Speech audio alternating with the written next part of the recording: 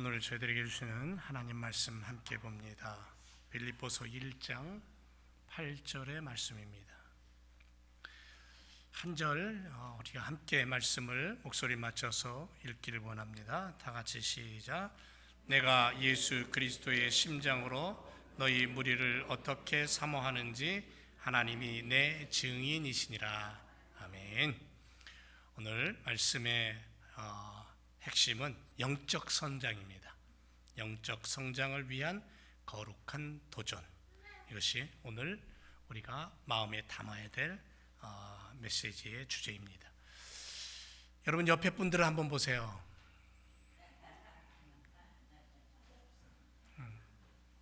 멋지게 생겼죠? 네.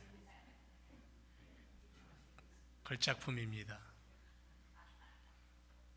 그런데 어릴 적 모습은 어떨 건지 한번 상상해 보세요. 옆에 분은 어렸을 때가 어떤 모습이었을까? 어떤 모습이었을 것 같아요? 예뻐요? 네. 우리 라임이처럼? 영적 성장이 왜 필요한가? 이걸 마음에 한번 담고 오늘 말씀을 시작하려고 합니다. 우리 모두는 나는 지금 잘하고 있는가? 이 질문 앞에 서야 됩니다. 몸과 마음과 영이 성장하지 않는다면 문제가 있는 것이기 때문에 그래요. 신앙생활에 있어서도 믿음의 삶도 마찬가지죠. 믿음은 정지되어 있어서는 안 됩니다. 그런데 성장은 도전 없이는 또 불가능하다는 거죠. 만약 누군가가 이런 얘기를 합니다. 나는 지금 만족합니다. 그렇게 말했다면 그 사람은 이미 성장을 멈추었다는 신호일 것입니다. 만족함 속에 있기 때문에 다른 모든 것이 필요 없는 거죠. 성장할 수가 없는 거예요. 사랑하는 제일교회 성도 여러분, 오늘 본문에서 사도 바울은 사랑의 이야기를 이런 식으로 얘기합니다. 내가 예수 그리스도의 심장으로 너희를 사모한다. 여러분, 이 고백 안에는 교회가 영적으로 성숙하기를 바라는 뜨거운 갈망이 담겨져 있는 고백이에요.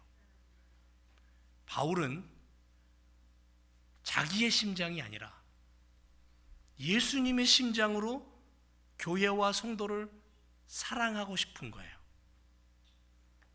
헬라어에 가보니까 심장이라는 단어가 무슨 뜻이냐면요, 가장 깊은 곳에 있는 내장이다. 가장 진실한 사랑의 자리다. 이런 의미를 갖고 있어요.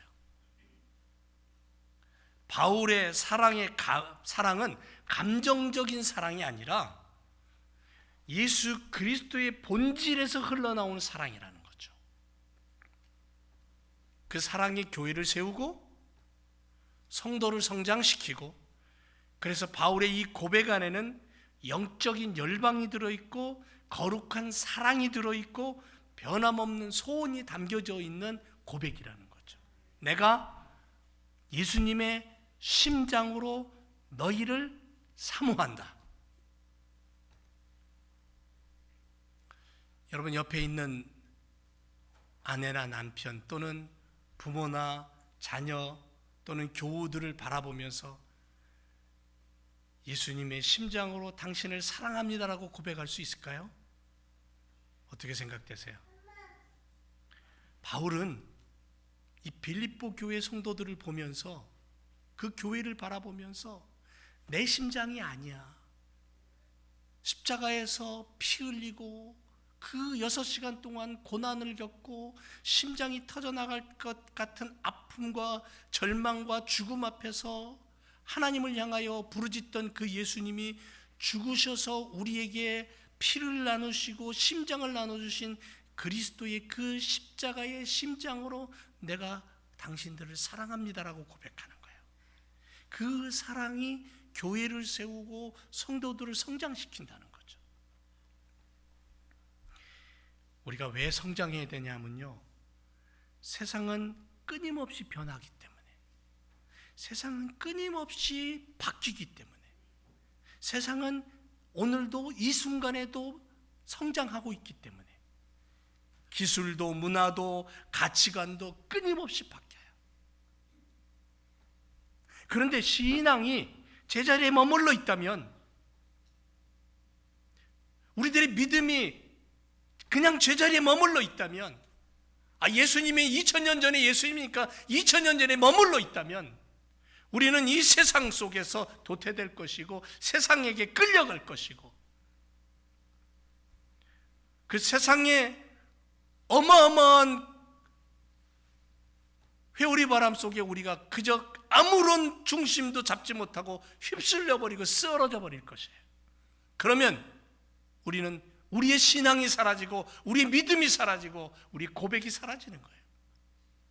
그저 그냥 주일날, 일주일에 한 번 주일날 교회 나오는 것으로 만족한다면, 내가 수없이 듣고 수없이 기도했던 예수 그리스도의 생명의 능력과 그 힘은 어디로 갔을까? 나의 일에 치여서 내가 가지고 있는 나의 삶이 그것이 전부인 양 그렇게 살아간다면 나의 영성은 밑바닥을 그저 기어다니고 있을 뿐이겠죠. 그것 가지고는 세상을 향하여 예수는 그리스도라고 외칠 수 없다라는 거예요.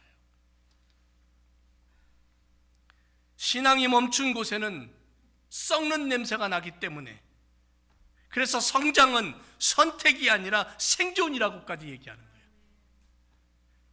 내 신앙이 성장해서 영성의 사람이 되지 않으면 이 세상에 육체를 입고 사는 동안 나의 신앙은 그저 냄새나는, 살아계신 하나님, 전능하신 하나님, 그렇게 말로는 말할지 모르지만 정말 살아있는 하나님인가, 정말 능력 있고 권능 있는 창조주 하나님을 내가 바라보고 그분을 믿고 따라가고 있는가 의심이 들고 자꾸 주저앉고 나의 신앙은 흔들리게 되어 있다는 거죠. 그래서 영적 성장을 위해서, 나의 영적 성장을 위해서 거룩한 도전을 하라고 그렇게 오늘도 여러분에게 또 나 자신에게 그렇게 도전하는 거죠. 그렇게 외치는 거예요. 제일교회 성도 여러분, 우리 교회는 예수 그리스도의 생명의 능력으로 날마다 성장하는 교회로 달려가야 돼요. 예수 생명의 능력이 있어야 돼요. 내 안에 예수 생명 없으면 껍데기예요. 아무것도 없는 존재예요. 아무리 의리의리한 교회에 금으로 장식한 예배당이 있다 할지라도 그 안에 예수는 그리스도라고 고백하고 영성을 가지고 하나님 앞에 부르짖어 기도하는 믿음의 사람들이 없다면 아무리 금으로 보석으로 치장을 해도 그것은 그저 건물에 불과한 거죠.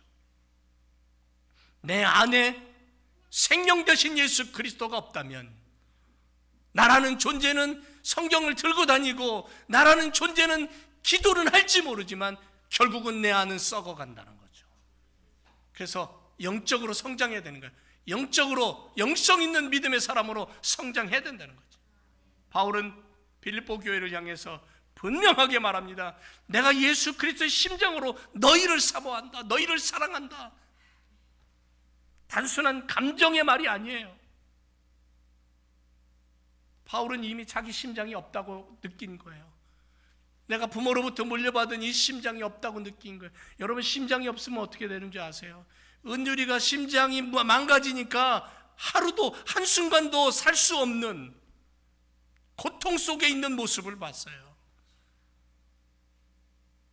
그런데 남의 심장을 가지고 살아도 늘 면역력 약을 먹어야 되고 늘 여러 가지 질병에 노출되고 힘들게 살아가요. 잘 크지도 않고. 그런데 예수님의 심장을 내가 이식받으면요, 완전한 사람이 됩니다. 바울은 과거에 세상 자기가 생각하던 세상의 모습으로 살던 그가 다메섹 언덕에서 예수님 만나서 예수님으로 말미암아 자기의 심장이 이식된 것을 고백하는 그 순간부터 그는 세상을 향하여 담대하게, 죽음이 다가와도 불의함이 다가와도 담대하게 맞서는 그러한 용기와 믿음의 사람으로 살아갑니다. 내 심장이 아니에요. 예수 심장을 가지고 사는 거예요.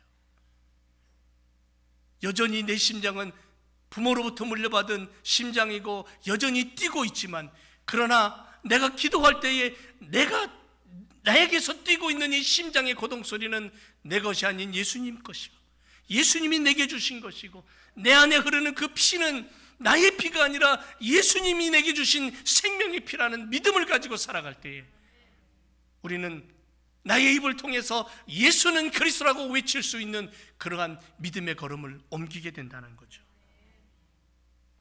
뜨거운 심장으로 바울은 교회가 자라나기를 원하는 거예요. 성장하기를 원하는 거예요. 그냥 숫자만 많아지는 교회가 아니라 예수 심장을 가지고 복음을 전하고 예배를 드리고 하나님 앞에 올려드리는 그런 믿음의 걸음을 걸어가는 사람들이 있는 교회, 그런 사람들이 모여서 하나님의 이름으로 예배하는 성전이 되기를 원하는 거죠. 그게 바울이 원하는 십자가의 심장을 가진 교회, 부활의 심장을 가진 그리스도인이 되기를 원하는 거죠. 이건 그냥 되는 게 아니에요. 도전해야 돼요. 그래서 거룩한 도전이에요. 영성으로 성장하기 위해서. 세 가지로 우리가 성장해야 됩니다. 첫째는 첫사랑을 회복하는 도전을 해봐야 돼요. 바울의 심장은 그리스도의 사랑이 있었습니다. 신앙의 열정은 사랑에서 시작돼요. 여러분, 예수님을 처음 만났을 때 기억나십니까? 저는 아직도 생생하게 기억납니다. 내가 예수님을 처음 만나고 그 깊은 동굴에서 그 여름에 그 동굴 안은 그냥 냉기가 싸늘하게 드는 그곳에 엎드려 그렇게 하염없이 콧물 눈물 흘리며 예수님을 만났던 그 경험 아직도 기억나요. 그런데 살다 보니까 예수님 처음 만났을 때 눈물 흘리고 찬송하고 가슴이 뜨겁고 그렇게도 예수님 하며 살던 그 믿음이 시간이 지나면 지날수록 내 안에서 그 뜨거움이 점점점 사라지고 형식적이고 의무적인 봉사와 예배가 되고 습관적인 기도로 그렇게 나 자신이 흘러가는 것을 느껴요. 왜냐하면 육신을 입고 사는 우리들의 삶이, 세상이 우리를 그렇게 느슨하게 만들어요. 세상의 즐거움에 빠지면요, 예수님의 뜨거움이 사라져요. 세상의 쾌락 속에 놀아나면요, 예수님을 향한 기도와 불붙던 그 성령의 충만함이 어디론가 온데간데 없이 사라져요. 요한계시록 2장 4절에서, 계시록 2장 4절에서 에베소 교회에게 주님 말씀하시는 것은 너의 처음 사랑을 버렸다라고 얘기해요. 그러므로 어디서 그것을 떨어뜨렸는지 다시 찾으라고 얘기해요. 첫사랑의 회복이죠. 남녀가 만나서 사랑을 합니다. 사랑할 때면요, 시간이 언제 갔는지 몰라요. 금방 만나고 헤어졌는데 또 전화로 만나야 돼요. 밤새도록 대화하다가 눈 뜨면 또 만나야 돼요. 사랑에 빠지면 이렇게 되잖아요. 여러분들은 그런 경험이 없나 봐요. 눈만 멀뚱멀뚱. 예? 그렇게 해서 결혼하고 신혼 때 날마다 감사하고 날마다 좋죠. 밥상머리 앞에서도 손만 잡으면 전기가 찌릿찌릿 온다 그러잖아요. 그런 경험 없으신가 봐요. 옛날 분들은 그런 경험 아마 있었을 텐데 그래도. 근데 시간이 지나면서 많은 부분에서 사랑은 권태로 변해요. 조그마한 것에도 상처를 받고 아파해요. 신앙도 마찬가지라는 거죠. 처음에는 구름을 걷는 듯 했지만 이제는 땅에 발이 묶여있는 듯한 모습으로 교회를 다녀요. 예수님을 불러요. 그런데 그 부르는 예수님이 내 안에 냉랭한 얼음을 얹어 놓은 듯한 모습으로 그렇게 부르며 살아가요. 그게 우리들의 현실이에요. 우리들의 모습이에요. 그래서 성경은 늘 우리에게 그런 얘기를 합니다. 첫사랑을 기억해라. 처음 주님을 만났을 때, 처음 뜨거움을 가졌을 때 기도의 자리를 찾고 말씀의 자리를 찾고 그래서 다시금 뜨거운 믿음의 사람으로 회복되고 그런 영적으로 그 뜨거움을 경험하기 위해서 도전하는 거룩한 도전의 성도들이 되시기를 주님의 이름으로 축원을 드립니다. 첫사랑을 회복해라. 또 하나는요, 장애물을 극복하는 도전을 좀 해야 되겠죠. 여러분, 우리가 이 땅을 살아가면서 장애물이 참 많아요. 어제도 교회에서 뭐 하다가 집사람이 뒷걸음질 치다가 뭐에 걸려갖고 뒤로 넘어지는 거예요. 부엌 앞에서. 근데 저는 빗자를 들고 넘어지는 거 소리만 질렀지 꼼짝을 못하는 거예요. 아니, 잡아야 되잖아요. 신도영 원사님, 가서 빨리 좀 잡아야지 뭐 하고 있냐고. 얼어붙어서 나는 소리만 질렀지 그냥 서 있는 거예요, 보고. 대부분의 남자들이 그러는 것 같아요. 넘어지면 소리만 질렀지 화만 냈지 아무것도 못하고 있는 모습. 그거 좀 빨리 움직이면 좋겠는데, 딱 놀라니까요 그냥 몸이 굳어갖고 움직이질 않는 거예요. 우리가 이 땅을 살아가면서 수많은 장애물들이 있습니다.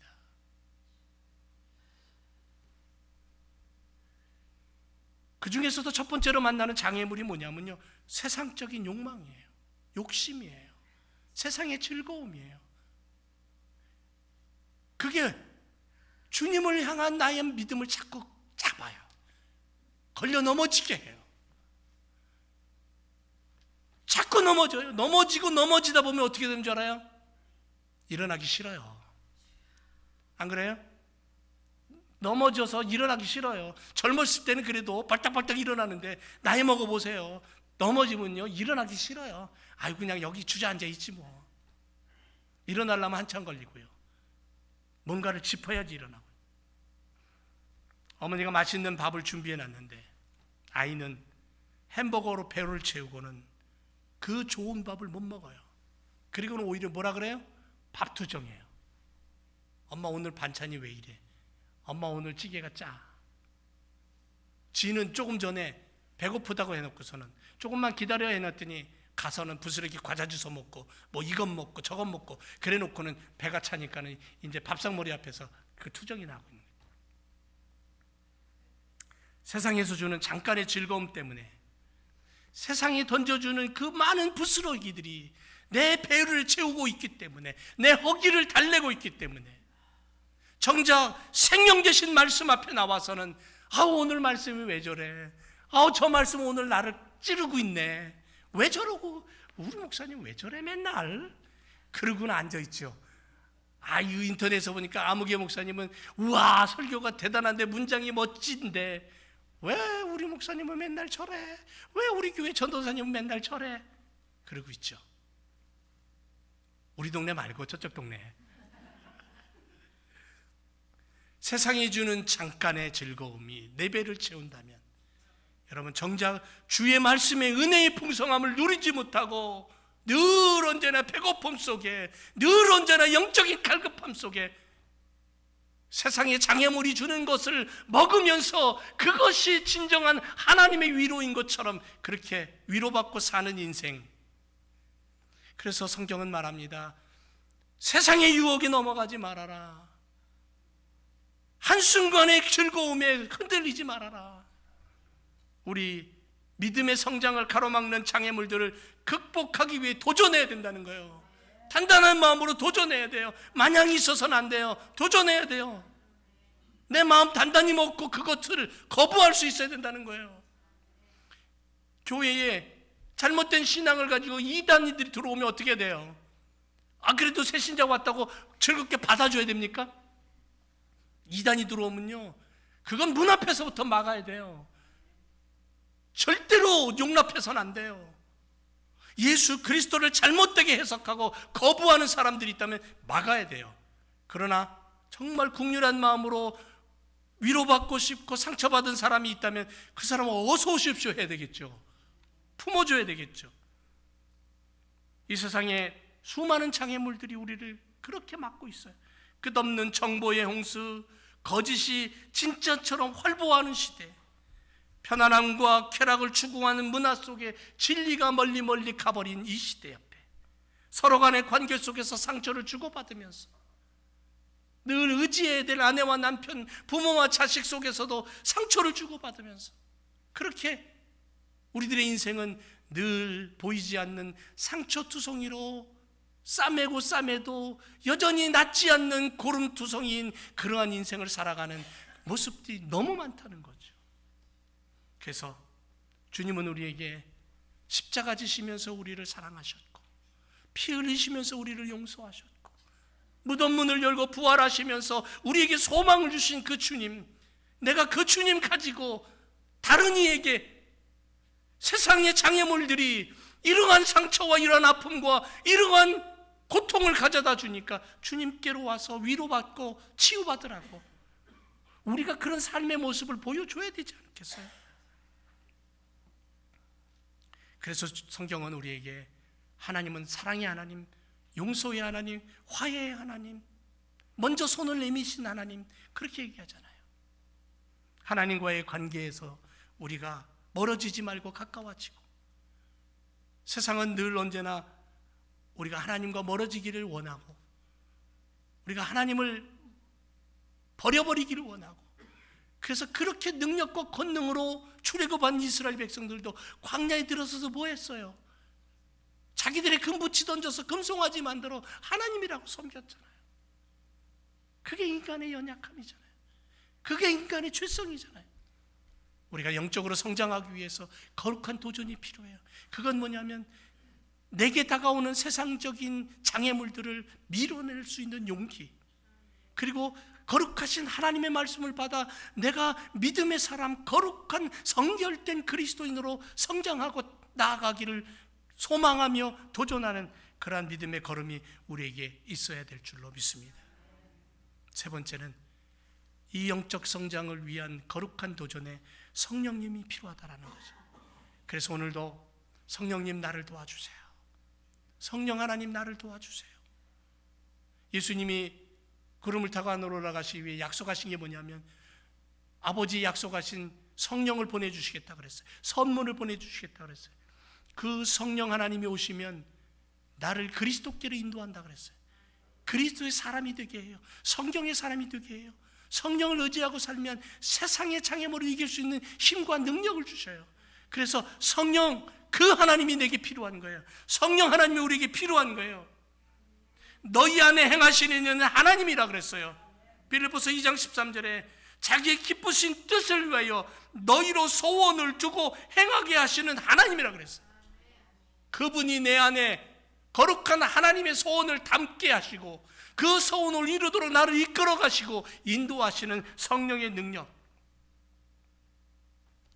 그래서 성령 하나님과 함께 세상을 향하여 하나님의 이름으로 도전해야 돼요. 나는 그리스도의 사람이다. 하나님의 열심을 가진 사람이다. 그래서 하나님의 열심이 우리를 삼킬 때 우리는 힘으로도 능으로도 하지 못하는 일을 성령의 능력으로 어떻게 해요? 감당해내는 거예요. 성령의 능력으로. 성령 하나님은 우리의 지친 마음과 피곤함을 바꾸셔서 새 힘을 주셔요. 불가능을 가능으로 바꿔버리시는 분이에요. 그만큼 능력이 있는 분이에요. 다만 내가 그 성령을 얼마큼 의지하느냐. 성령은 인격이셔요. 인격이신 그분을 향하여 인격적으로 다가가서 그분을 내 안에 초청하면 그분의 능력이 내 안에서 역사적으로 나타날 때에 우리는 성령의 사람으로 살게 되고, 성령에 충만한 사람은 영적으로 성장하는 그런 믿음의 걸음을 걷게 되는 거죠. 영성 있는 그리스도인이 되는 거예요. 모라비안 선교사들이 뭐라고 고백했냐면요, 내가 노예가 되어서라도 복음을 전하겠다, 그렇게 고백해요. 감리교회 창시자 요한 웨슬레가 미국에서 선교사로 선교사역을 하다가 만족한 선교의 결과가 나지 않고 그냥 무거운 마음으로 다시 고향으로 돌아가고 있었어요. 영국으로 배를 타고. 근데 마침 그 배가 어떻게 됐냐면요, 폭풍을 만났어요. 배가 막 이리 주렁저렁 뒤집히기 시작해. 까딱하면 이제 배가 뒤집혀서 다 죽어요. 선교사로 사역했던 그의 마음속에 두려움과 불안함이 걷잡을 수 없이 일어납니다. 그런데 어디선가 그 흔들리는 뱃속에 폭풍이 몰아치는 그 뱃속에 어디선가 찬송 소리가 들립니다. 이게 웬일인가 하고 찾아가 봤더니 모라비안 신앙인들이 몇 명이서 둘러앉아서 찬송을 부르고 있는, 흔들리는 뱃속에서 찬송을 부리며 기도합니다. 아니, 당신들은 이 위기 속에 어찌하여 여기 모여 찬송하며 기도합니까? 우리는 오늘 여기 이 시간에 죽는다 할지라도 하나님 나라가 내 것이기요 하나님이 나를 품어주실 것을 믿기에 우리는 두려움이 없습니다. 얼마나 놀라운 믿음입니까? 얼마나 강력한 믿음입니까? 성령에 충만한 사람들, 성령과 함께하는 사람들, 세상에 어떠한 위험이 와도 두려움 없이 맞서고 믿음으로 살아갈 수 있는 그러한 힘이 생긴다는 거죠. 믿음의 사람들이 거룩함으로 살아갈 수 있는 힘이 어디서 나오냐면 성령 하나님에게서 나온다는 거죠. 그래서 성령 받으라 그런 거예요. 예수님이 우리에게 마지막 남긴 말씀의 부탁이 뭐냐면 성령 받으라, 성령 받으라. 성령 충만하면 땅 끝까지 가는 열정이 생겨요. 장애물이 있어요, 뚫고 나갑니다. 여러분, 다윗이 어린 소년이었지만 골리앗 앞에 섰을 때 뭐라고 고백합니까? 너는 세상이 주는 그 창과 칼로 나오지만 나는 만군의 여호와 이름으로 나간다. 성령의 능력이죠. 성령의 힘이죠. 돌멩이 하나로, 이만한 돌멩이도 아니에요. 조그마한 돌멩이 하나로 그걸 이 어린아이가 돌려서, 이 소년이 돌려서 그 거구, 2m가 넘는 그 거구에 이마에 꽂혀 그 자리에서 쓰러지게 했던 그 능력이 어디서 나온 거예요? 성령의 능력이에요. 이게 영적인 힘이에요. 오늘 우리에게는 이런 믿음이 필요한 거죠. 사랑하는 제 교성들 여러분, 영적 거장이 되시기를 소원하시기 바랍니다. 믿음의 선배들 모두 영적 성장을 위해서 도전한 사람들이었고 영성을 가진 사람들이었어요. 예수 심장을 가지고 세상을 향하여 예수는 그리스도라고 외친 사람들이었어요. 우리가 잘 아는 김인경 목사님, 지금 온몸에 암이 퍼졌어요. 오늘 숨이 끊어져도 이상하지 않을 정도로 완전히 죽음 직전에 있어요. 그런데도 병원에서 정신만 바짝 돌아오면 간호사 붙잡고 예수님 얘기해요. 그분 속에 그 열정이 느껴지는 거죠. 그게 뭐예요? 성령의 충만함으로 예수 그리스도 그분만 바라보며 살았다는 거죠. 사랑하는 제일교성들 여러분, 도전합시다.